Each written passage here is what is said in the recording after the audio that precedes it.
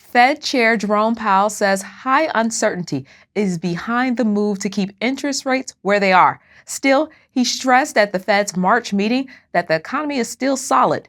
Joining me to talk about the meeting is Preston Caldwell. He is a senior U.S. economist for Morningstar Investment Management. Thanks for being here, Preston.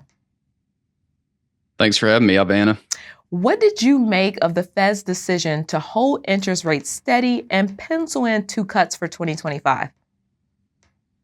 Well, virtually everyone expected no cut today, but everyone was looking at what they would be penciling in for the rest of this year. So they left their forecast unchanged compared to the prior projections back issued last December.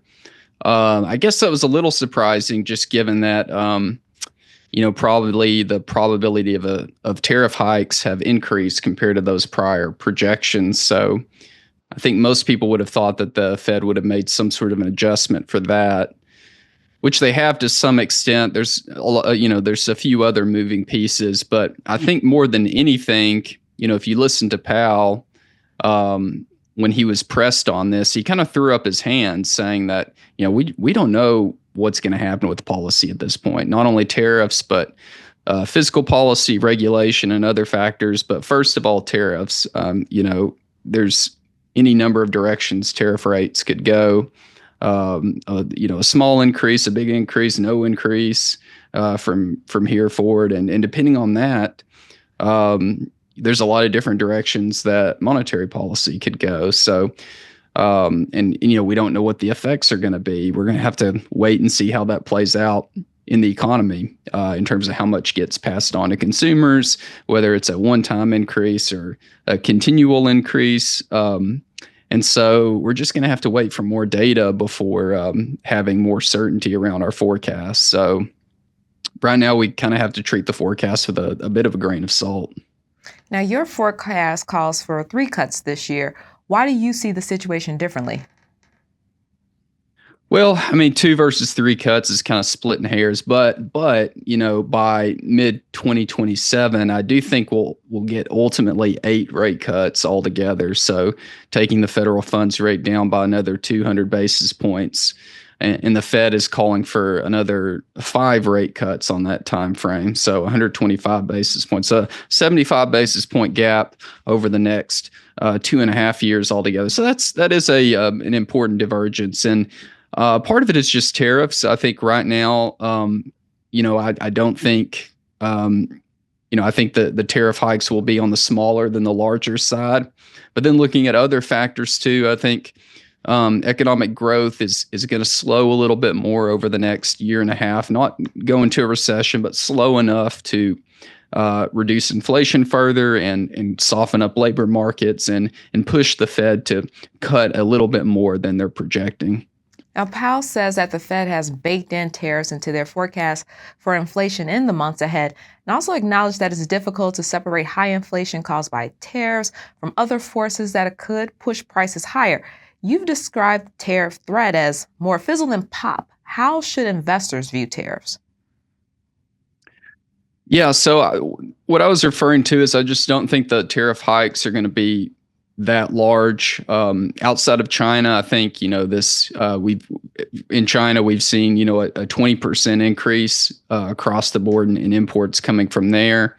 Of course, China is a big country, but even when you single out a single country like that, what we saw back in the 2018 and 2019 trade wars, a lot of imports can be rerouted through other countries to dodge the tariffs. So it has a significant impact, but it's somewhat less than having these across the board tariffs, which, at the beginning of next month, we'll get a little bit more clarity, perhaps, on the extent of those tariffs coming from, this reciprocal program where the idea is, the U.S. is going to match the tariff rate that other countries are charging us according to some formula. There's a lot of different ways that you can slice and dice the data, but I think that's going to entail some sort of across the board tariff hike potentially. We don't really, the details are very uncertain.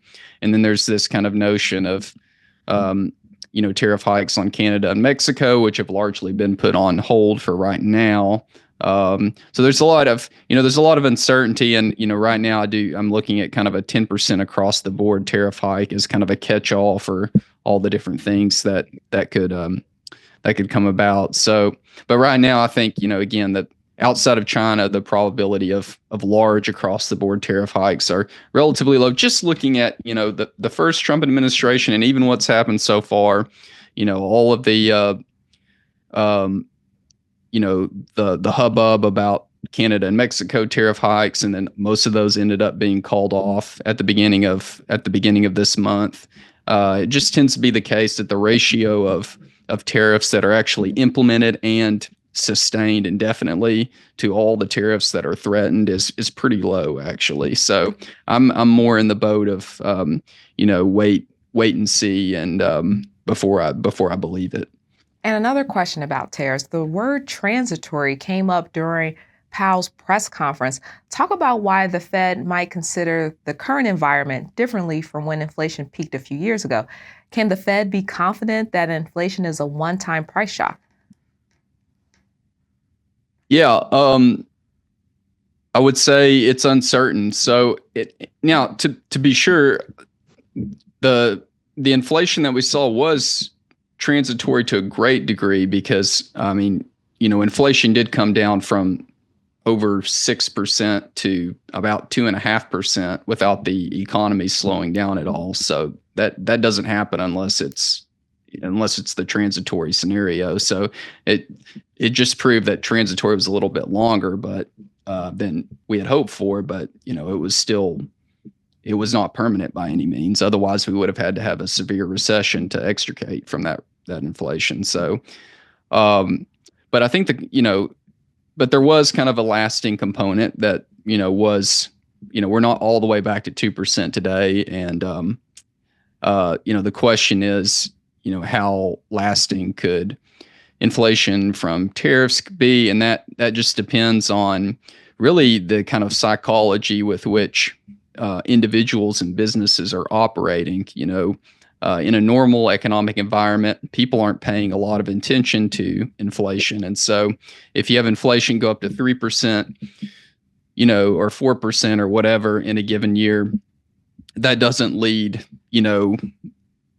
like workers to start demanding a, 4% wage increase from here on out, an extra increase in their wage rate compared to what it normally is to account for that inflation, or businesses don't start baking in higher inflation into their contracts. So that's a normal inflationary environment. But we're given the experience of the last couple of years, I think the last several years, people are now paying more attention to inflation. And that means that this, one-time increase could actually turn out to be a more of a prolonged impact. So we really don't know, and that's another factor that just compounds the uncertainty here.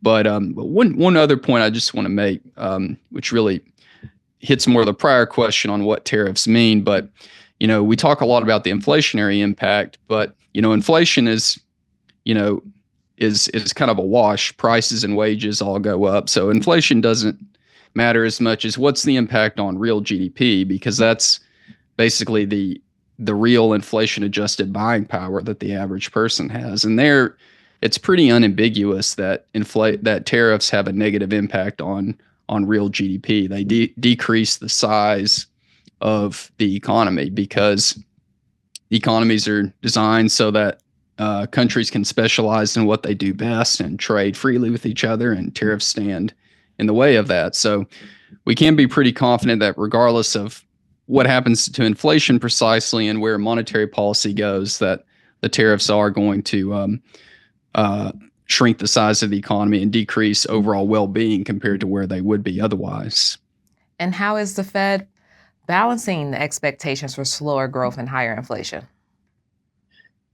Well, so I think there's a lot of things going on. Like I said, there's a lot of moving pieces. So at the same time, we've had this tariff threat. There's been, separate worries about slowing growth with the stock market selling off, and not all of that comes from tariffs. Some of that is, particular to tech stocks and more momentum-driven stocks in general. And so that, you know, that and also a potential consumer slowdown starting in the first quarter. And so to the extent that growth is slowing, that's pushing the Fed in the direction of more rate cuts, even at the same time as potential higher inflation pushes in the direction of less rate cuts, or even a renewed rate hike potentially. So that's why those two factors are kind of offsetting, which is, why there's some support for the notion of the Fed still, penciling in 2 rate cuts for this year unchanged from their prior projection. Preston, thank you for your insights today. Thanks for having me, Ivana.